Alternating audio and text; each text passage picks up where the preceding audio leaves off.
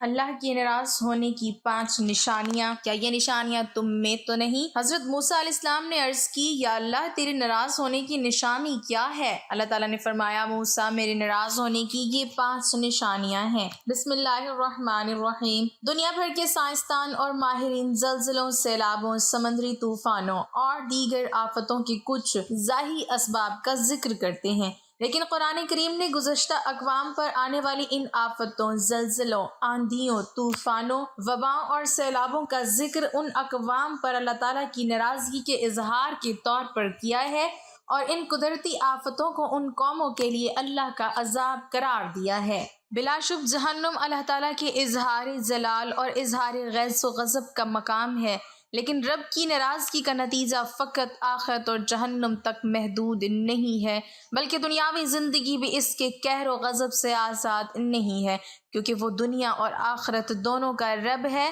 ذیل میں ہم ان اعمال قبیحہ پر نظر ڈالنے کی کوشش کرتے ہیں جو اللہ کی بارگاہ میں ناراضگی کے باعث بنتے ہیں، اور قدرتی آفات، زلزلوں، سیلابوں، طوفانوں، وبائی امراض وغیرہ کا باعث بنتے ہیں۔ اللہ تعالیٰ کی ناراضگی اور خفگی کا باعث بننے والے اعمال قبیحہ اور قدرتی آفات، زلزلوں، سیلابوں، طوفانوں کے اسباب میں سے ایک سبب رسول اللہ صلی اللہ علیہ وسلم کے اسوہ حسنہ سے دوری ہے۔ ہم سنت رسول سے دوری اختیار کرتے ہیں اور اپنے اعمال سے تکذیب رسالت کے مرتکب ٹھہرتے ہیں تو اللہ کی بارگاہ میں پکڑ اور گرفت آتی ہے۔ چنانچہ ارشاد فرمایا، بے شک ہماری طرف وحی بھیجی گئی ہے کہ عذاب ہر اس شخص پر ہوگا جو رسول کو جھٹلائے گا اور اس سے منہ پھیر لے گا۔ آج ہم پر اللہ کے عتاب اور غضب کے نازل ہونے کی وجہ یہ ہے کہ ہمارا اجتماعی عمل سنت رسول صلی اللہ علیہ وسلم کی تکذیب بھی کر رہا ہے اور اس سے انحراف بھی کر رہا ہے۔ ہمارے اجتماعی کردار میں سنت رسول صلی اللہ علیہ وسلم کی روشنی مدھم ہو گئی ہے یا ختم ہو رہی ہے، اور بعض میں ختم ہو چکی ہے۔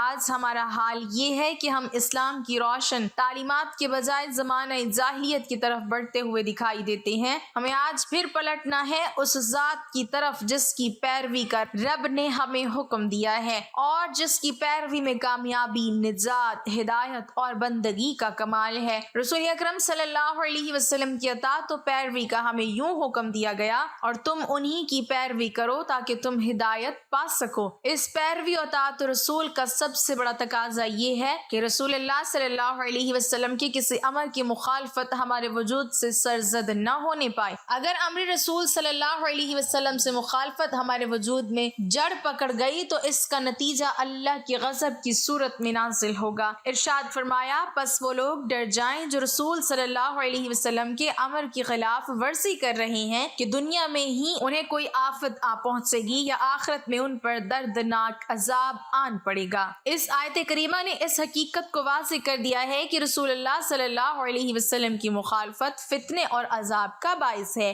رسول اللہ صلی اللہ علیہ وسلم کی مخالفت سے مراد آپ صلی اللہ علیہ وسلم کے احکام، تعلیمات، سیرت، اسوہ حسنہ، اعمال، اخلاق حسنہ، اقوال جلیلہ اور آپ صلی اللہ علیہ وسلم کے لائے ہوئے دین اسلام کے کل احکام کی مخالفت ہے، اس لیے کہ رسول اللہ صلی اللہ علیہ وسلم کے امر کی مخالفت اللہ کے امر کی مخالفت ہے، اور رسول اکرم صلی اللہ علیہ وسلم کے امر کی اطاعت اللہ کی اطاعت ہے۔ رب کی گرفت اور غضب ان پر بھی ہوتا ہے جو ظلم کا راستہ اپناتے ہیں۔ قرآن کریم میں اللہ تعالیٰ نے شرک کو ظلم عظیم یعنی سب سے بڑا ظلم کہا ہے۔ حضرت عبداللہ بن مسعود رضی اللہ تعالیٰ عنہ بیان کرتے ہیں کہ جب یہ آیت نازل ہوئی تو صحابہ کرام پر بہت دشوار ہوئی۔ انہوں نے کہا، یا رسول اللہ صلی اللہ علیہ وسلم، ہم میں سے ہر شخص اپنی جان پر کچھ نہ کچھ ظلم کرتا ہے، ہر کسی سے صغیرہ کبیرہ گناہ ہو ہی جاتے ہیں۔ تو رسول اللہ صلی اللہ علیہ وسلم نے فرمایا، ظلم کا یہ معنی مراد نہیں ہے۔ کیا تم نے لقمان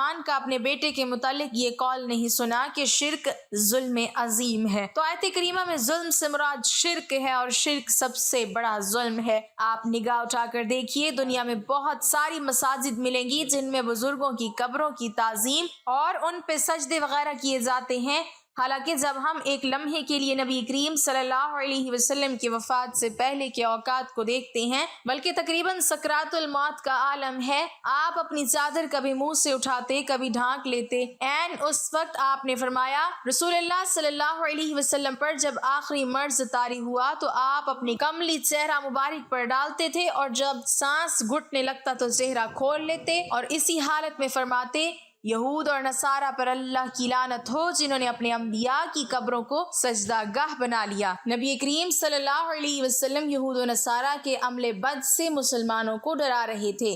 سوچئے اگر یہ لعنت آپ صلی اللہ علیہ وسلم نے انبیاء کی قبروں پر سجدہ کرنے کے تعلق سے فرمایا ہے، تو بزرگوں کی قبروں پر سجدہ یا شرک و بدعت کے دوسرے اعمال جیسے ان سے خوف یا کسی سے حاجت کی برآوری کے لیے ان سے امید، ان پر مرغا بکرا ذبح کرنا، نذر و نیاز چڑھانا اور گریہ و زاری کے ساتھ ان سے کسی چیز کی طلب کے لیے دعا کرنا، ان سے مدد طلب کرنا کیسے جائز ہو سکتا ہے؟ جائز تو دور کی بات ہے، اللہ کے نبی صلی اللہ علیہ وسلم نے ایسے لوگوں کو سب سے بری مخلوق قرار دیا ہے۔ صحیحین میں عائشہ رضی اللہ تعالی عنہا سے مروی ہے کہ ام حبیبہ اور ام سلمہ رضی اللہ عنہما نے نبی صلی اللہ علیہ وسلم سے ملک حبشہ کے ایک کنیسہ اور ان میں موجود مجسموں کا ذکر کیا تو نبی کریم صلی اللہ علیہ وسلم نے ارشاد فرمایا، ان میں جب کوئی نیک آدمی فوت ہو جاتا تھا تو وہ لوگ اس کی قبر پر ایک سجدہ گاہ بنا دیتے تھے اور اس میں اس کے مجسمے نصب کر دیتے تھے،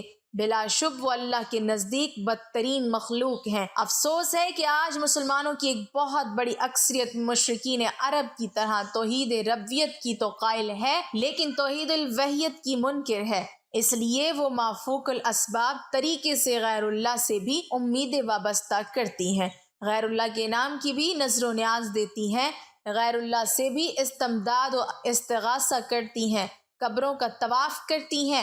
بہت سے لوگ قبروں کو سجدہ تک کرتے ہیں کیونکہ وہ غیر اللہ میں بھی اللہ والی صفات تسلیم کرتے ہیں، حالانکہ یہ شرک ہے۔ علامہ ابن قیم جوزیہ رحمۃ اللہ علیہ فرماتے ہیں، اگر فوت شدہ بزرگوں کو پکارنا اور ان کے وسیلے سے دعا کرنا یا ان کی قبر کے پاس اپنے لیے دعا مانگنا درست اور جائز ہوتا تو اس بات کا سوال ہی پیدا نہیں ہوتا کہ صحابہ اکرام تابعین اعظام اس سے پیچھے رہ جاتے، اور یہ کیسے ہو سکتا ہے کہ اس امت کے افضل انسان جن کو سید المرسلین صلی اللہ علیہ وسلم کی زبان اطہر سے خیر القرون ہونے کا سرٹیفکیٹ ملا ہو، وہ ایسے عمل سے غافل رہے ہوں اور بعد والوں کو اس کا علم ہوا ہو جو وہ کام کرتے ہیں جس کا حکم نہیں ہے اور وہ بات کہتے ہیں جس کی اجازت نہیں ہے۔ یہ ہے وہ طریقہ جسے حضرت صلی اللہ علیہ وسلم نے 63 سال تک اختیار کیا، حتیٰ کہ آپ اس دنیا سے رخصت ہو گئے، اور یہی خلفائے راشدین اور تمام صحابہ اکرام کی سنت ہے اور تابعین اعظام کا طریقہ ہے۔ رسول اللہ صلی اللہ علیہ وسلم نے قبروں کی زیارت اس لیے مشروع کی تھی کہ آخرت یاد رہے اور میت کو نیکی پہنچے، اس طرح کہ اس کے لیے رحمت کی دعا کی جائے اور اللہ سے اس کے لیے بخشش اور عافیت کا سوال کیا جائے۔ ظلم کی دوسری صورت لوگوں کے حقوق پر ڈاکہ ڈال کر ان کو جائز حقوق سے محروم کرنا ہے۔ انسان کا نفس جب رب کے احکام کی پیروی سے آزاد اور محروم ہو جائے تو پھر ظلم کی دوسری صورت سامنے آتی ہے اور وہ بندہ دوسرے انسانوں کے حق میں بھی بہت بڑا ظالم بن جاتا ہے۔ وہ لوگوں کے حقوق چھینتا ہے، لوگوں کے مال ہڑپ کرتا ہے، ان کی عزتوں کو پامال کرتا ہے اور اپنے ظلم کے ذریعے لوگوں کو رسوا کرتا ہے۔ ایسا شخص جہاں رب کے ہاں نافرمان ہے وہاں بڑا ظالم بھی ہے۔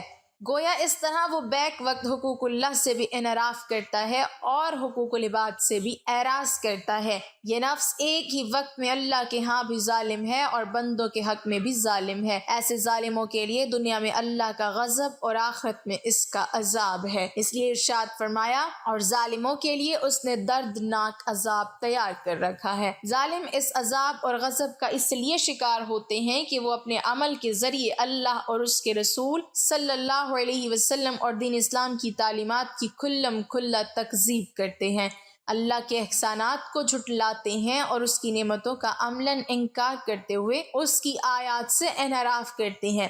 گویا تکذیب دین کا رویہ ان کے قول میں بھی پایا جاتا ہے، اور ان کے فعل میں بھی پایا جاتا ہے۔ جب تکذیب دین کا یہ عمل ان کے وجودوں میں سرایت کر جاتا ہے تو یہی عمل ان کو اللہ کی بارگاہ میں ظالم بنا دیتا ہے، اور اس ظلم کی بنا پر وہ اللہ کی بارگاہ میں غضب کے مستحق ٹھہرتے ہیں۔ قدرتی آفات، زلزلوں، سیلابوں، طوفانوں کے اسباب میں اور اللہ تعالیٰ کی ناراضگی کا سبب بننے والے اعمال قبیحہ میں سے ایک گناہ مکر و فریب بھی ہے۔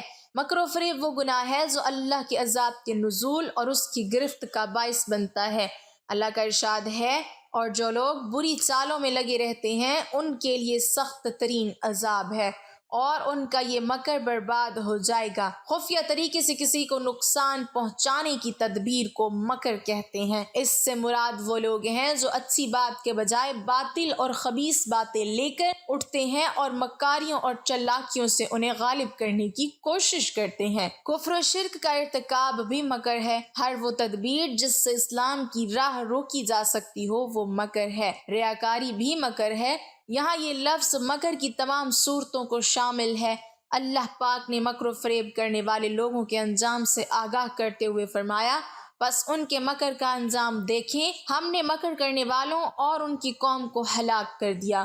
یہ وہ لوگ تھے جو حضرت صالح علیہ السلام کے منصوبہ قتل میں شریک تھی، کیونکہ یہ منصوبہ خفیہ تھا جو 9 افراد نے حضرت صالح علیہ السلام اور ان کے اہل کے خلاف تیار کیا تھا، اس لیے پوری قوم ہی ہلاکت کی مستحق قرار پائی۔ حضرت صالح علیہ السلام کی قوم کے انجام میں لوگوں کے لیے درس عبرت ہے کہ اللہ کے مقابلے میں کسی کی چال کارگر نہیں ہوتی۔ جو بھی مکر و فریب سے کام لے گا اللہ تعالیٰ اسے صالح علیہ السلام کی قوم کی طرح نشان عبرت بنا دے گا۔ اللہ تعالیٰ کا ارشاد ہے، ان قریب ان مجرموں کو اللہ کے نزدیک ان کے مکر و فریب کی وجہ سے ذلت و رسوائی اور شدید عذاب کا سامنا کرنا پڑے گا۔ قدرتی آفات کے اسباب میں سے ایک سبب اعلانیہ فحاشی ہے جو اللہ کے عذاب کے نزول اور اس کی گرفت کا باعث ہے۔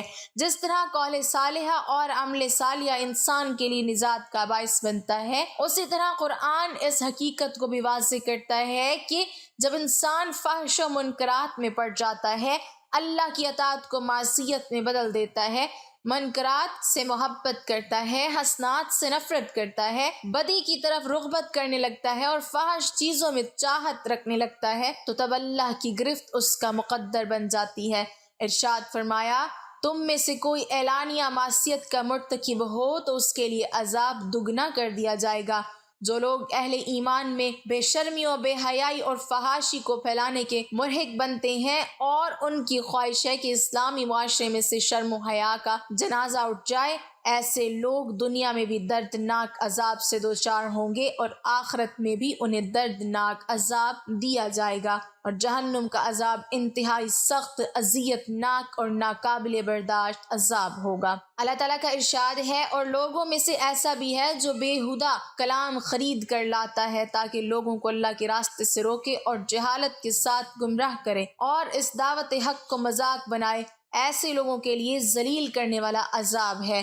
یہ ان بے حیا لوگوں کا ذکر ہے جو اپنی جہالت اور عاقبت اندیشی سے قرآن کریم کو چھوڑ کر ناچ، رنگ، کھیل، تماشے یا دوسری واہیات و خرافات جیسے ٹی وی، VCR ڈش یا موبائل انٹرنیٹ وغیرہ کے ذریعے فحاشی و عریانی میں مستغرق ہیں اور چاہتے ہیں کہ دوسروں کو بھی انہی مشاغل تفریحات میں لگا کر اللہ کے دین اور اس کی یاد سے برگشتہ کر دیں اور دین کی باتوں کا خوب ہنسی مذاق اڑائیں۔ بالکل یہی حالت آج کل مسلم قوم کی ہو گئی ہے کہ وہ قرآن کریم کو چھوڑ کر گانے، موسیقی، ٹی وی اور ناچ رنگ کی دل دادا اور انہی چیزوں کی خریدار بن چکی ہے۔ ہر چیز کی اپنی کچھ نشانیاں اور علامتیں ہوتی ہیں جس سے وہ پہچانی جاتی ہیں، اور چونکہ اللہ تعالیٰ نے اپنی رضا اور اپنی خوشی کو بندے پر اپنی سب سے عظیم نعمت کے طور پر یاد کیا ہے، ایسی نعمت جس کا کسی دوسری چیز سے مذائقہ نہیں کیا جا سکتا، اور اکثر لوگوں کے دل میں کبھی نہ کبھی یہ سوال ضرور اٹھتا ہے کہ ہم نماز پڑھتے ہیں، پورا رمضان روزہ رکھتے ہوئے ہو گئے، تو کیا خدا ہم سے راضی ہوا یا نہیں؟ چنانچہ روایات میں اللہ کے اپنے کسی بندے سے راضی رہنے کی کچھ علامات بیان کی گئی ہیں جن سے انسان مطمئن ہو سکتا ہے کہ اس کا پروردگار اس سے خوش ہے یا نہیں۔ ایک مرتبہ حضرت موسیٰ علیہ السلام نے اللہ کی بارگاہ میں عرض کیا، پروردگار مجھے ان نشانی سے آگاہ کر جس سے یہ معلوم ہو سکے کہ تو اپنے بندے سے خوش ہے۔ اللہ تعالیٰ نے ارشاد فرمایا، جب تم یہ پاؤ کہ میں اپنے بندے کو اپنی عطا تو بندگی کے لیے آمادہ کر رہا ہوں اور اسے گناہ سے دور رکھ رہا ہوں تو یہی میرے اس سے خوش اور راضی رہنے کی نشانی ہے۔ ناظرین، اگر بندہ کوئی گناہ کر کے اللہ کو ناراض کرتا ہے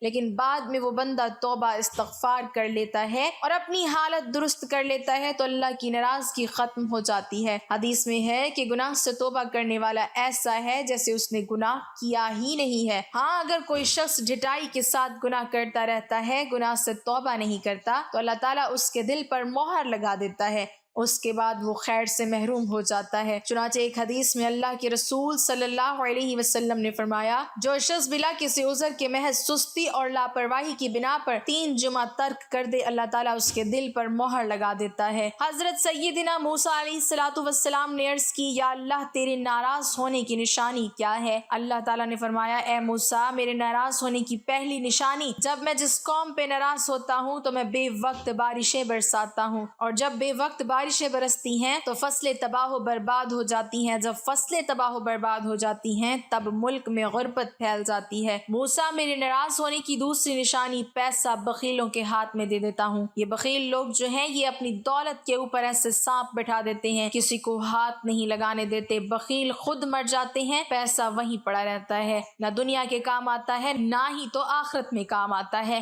بلکہ دنیا کے لیے بھی عذاب، آخرت میں بھی عذاب۔ وہ پیسہ پیسہ کرتے مر جاتے ہیں لیکن اپنا پیسہ کسی کے کام نہیں لگاتے۔ میرے ناراض ہونے کی تیسری نشانی کہ اے موسیٰ، جب میں ناراض ہوتا ہوں تو حکومت بے وقوفوں کو دے دیتا ہوں، حکومت نااہلوں کو دے دیتا ہوں، اور نااہل لوگ، بے وقوف لوگ، کسی بھی قوم کے اوپر ویسے ہی عذاب ہے۔ ناظرین، آپ اپنی آنکھوں سے دیکھ چکے ہیں کہ بارشوں کی وجہ سے نظام درہم برہم ہو چکا، فصلیں تباہ ہو گئی تھی، انسان کی نافرمانیوں نے زمین کو بھی ڈبو دیا، فصلوں کو بھی ڈبو دیا۔ پھر اللہ نے فرمایا، موسیٰ، میرے ناراض ہونے کی چوتھی اہم اور سب سے بڑی نشانی یہ ہے کہ جب میں ناراض ہوتا ہوں، جس بندے پر میں ناراض ہوتا ہوں تو اس بندے سے سجدے کی توفیق چھین لیتا ہوں۔ ناظرین، جب اللہ تعالیٰ ناراض ہوتا ہے روٹی بند نہیں کرتا، اللہ جب ناراض ہوتا ہے رزق بند نہیں کرتا، اللہ جب ناراض ہوتا ہے تو سورج کو حکم نہیں دیتا کہ فلاں شخص میرا نافرمان ہے، تیری کرنیں اس کے آنگن میں نہیں جانی چاہیے، ہرگز نہیں۔ اللہ جب ناراض ہوتا ہے تو سجدوں کی توفیق چھین لیتا ہے، اللہ جب ناراض ہوتا ہے تو من اجڑ جاتا ہے۔ ارے جس بندے کا من ہی اجڑ جائے اس کے پلے رہتا ہی کیا ہے۔ ناظرین، آج دیکھ لو، اللہ ہم سے روٹھا ہوا ہے، اللہ ہم سے ناراض ہے۔ آج کے دور میں پیسہ بخیلوں کے ہاتھ میں ہے، وہ اپنے اوپر خرچ کرتے ہوئے لاکھوں اڑا دیں گے مگر کسی غریب کو دیتے ہوئے ان کی مٹھی میں پسینہ آ جائے گا۔ اللہ تعالیٰ فرماتے ہیں، میرے بندے آجا میری چوکھٹ پر مجھے سجدہ کر، دنیا میں بھی کامیابی ملے گی، تمہیں آخرت میں بھی کامیابی ملے گی۔ جیسے اذان میں اللہ تعالیٰ فرماتا ہے کہ آؤ کامیابی کی طرف، اور ناظرین ہماری کامیابی سجدے میں ہے، نماز میں ہے۔ اگر ہم اپنے نوکر کو 5 دفعہ بلائیں اور نوکر نہ آئے تو ہم اس سے تنگ آ جاتے ہیں اور ایک دن شدید تنگ آ کر اس سے نوکری سے نکال دیتے ہیں، لیکن میرا اللہ تو وہ ذات ہے، اگر وہ یہ کام کرتا تو ہم لوگ فنا ہو چکے ہوتے۔ ناظرین، اس بات سے اندازہ ہو چکا ہوگا کہ وہ رب کتنا رحیم و کریم ہے۔ ایک مرتبہ ایک بوڑھا شخص جس کی عمر 80 سال تھی مسجد میں آیا، بیٹھنے کا طریقہ نہیں آ رہا تھا، کھڑے ہونے کا طریقہ نہیں آ رہا تھا۔ 80 سال کی عمر کا بوڑھا ہے، نماز پڑھنے کا طریقہ نہیں آ رہا تھا، قیام کرنے کا، رکوع و سجود کرنے کا طریقہ نہیں آ رہا تھا۔ امام صاحب نے دیکھا، پوچھا، بابا جی مجھے لگتا ہے آپ اس مسجد میں پہلی مرتبہ آئے ہیں۔ بابا جی نے کہا، امام صاحب میں اس مسجد میں پہلی دفعہ نہیں آیا، میں تو ویسے ہی زندگی میں پہلی مرتبہ مسجد میں آیا ہوں۔ امام صاحب نے پوچھا، کیا واقعی آپ زندگی میں پہلی مرتبہ مسجد میں آئے ہیں؟ بابا جی بولے، جی ہاں، اس لیے تو مجھے نماز پڑھنے کا طریقہ نہیں آ رہا۔ امام صاحب نے کہا، بابا جی اس کا مطلب ہے آپ زندگی میں پہلی مرتبہ نماز پڑھ رہے ہیں؟ بولے، جی میں پہلی مرتبہ نماز پڑھنے آیا ہوں، اس سے پہلے میں نے کبھی نماز نہیں پڑھی۔ امام صاحب نے کہا، بابا جی اچھا پھر جمعہ تو پڑھا ہوگا؟ کہا، آج تک نہیں پڑھا۔ امام صاحب نے کہا، اچھا پھر عید الفطر، عید الاضحیٰ تو پڑھی ہوگی؟ کہا امام صاحب، آج تک نہیں پڑھی۔ امام صاحب بولے، اچھا پھر آج تک کسی کا جنازہ تو پڑھا ہی ہوگا؟ کہا، آج تک نہیں پڑھا۔ 80 سال کی عمر میں کچھ بھی نہیں کیا، ساری زندگی ضائع کر دی، ایک دن بھی اللہ کو سجدہ نہیں کیا، لیکن میرا اللہ کتنا رحیم ہے، وہ پھر بھی کہتا ہے، آؤ میری طرف میں تمہیں معاف کر دوں گا۔ امام احمد رحمۃ اللہ علیہ نے قتادہ سے نقل کیا ہے کہ موسیٰ علیہ السلام نے اپنے رب سے پوچھا، پروردگار تو آسمان میں ہے اور ہم زمین پر، تیری ناراضگی اور رضا کی نشانی کیا ہے؟ اللہ نے فرمایا جب میں تم پر اہل تر لوگوں کو مختار بنا دوں تو یہ میرے رضا کی نشانی ہے، اور جب تم پر بدترین لوگوں کو مسلط کروں تو تم سے میری ناراضگی کی نشانی ہے۔ اسی طرح ابن ابی دنیا رحمۃ اللہ علیہ نے فضیل بن عیاض سے نقل کیا ہے کہ اللہ نے بعض انبیاء علیہ السلام کو وحی کیا، اگر وہ لوگ جو مجھے جانتے ہیں میری نافرمانیاں کرنے لگیں تو میں ان پر ایسے لوگوں کو مسلط کروں گا جو مجھے نہیں جانتے۔ اور حدیث ابن عمر رضی اللہ تعالی عنہ میں بھی مرفوعاً یہ آیا ہے کہ اس ذات کی قسم جس کے قبضے میں میری جان ہے، قیامت اس وقت تک قائم نہیں ہوگی یہاں تک کہ اللہ تم پر ایسے حکمران مسلط کریں گے جو جھوٹے ہوں گے، اور ایسے وزراء مسلط کریں گے جو بدکار ہوں گے، اور ان کے معاونین خیانت کرنے والے ہوں گے، اور ان کے کارندے ظالم ہوں گے جن کے چہرے عبادت گزاروں جیسے ہوں گے لیکن ان کے دل بے رحم اور خشک ہوں گے، ان کی رائے ایک دوسرے کے مخالف ہوگی۔ پھر اللہ ان پر گرد و غبار کا گھٹا گھوپ اندھیرا برپا کر دے گا اور ان کو ہلاک کر دے گا۔ اللہ تعالی ہمیں سجدے کی توفیق دے اور اللہ کو راضی کرنے کا موقع دے تاکہ مرنے سے پہلے ہم اللہ کو راضی کر لیں۔ آمین ثم آمین۔ ناظرین، کمنٹ باکس میں اللہ تعالیٰ کے 99 ناموں میں سے ایک نام ضرور ٹائپ کریں۔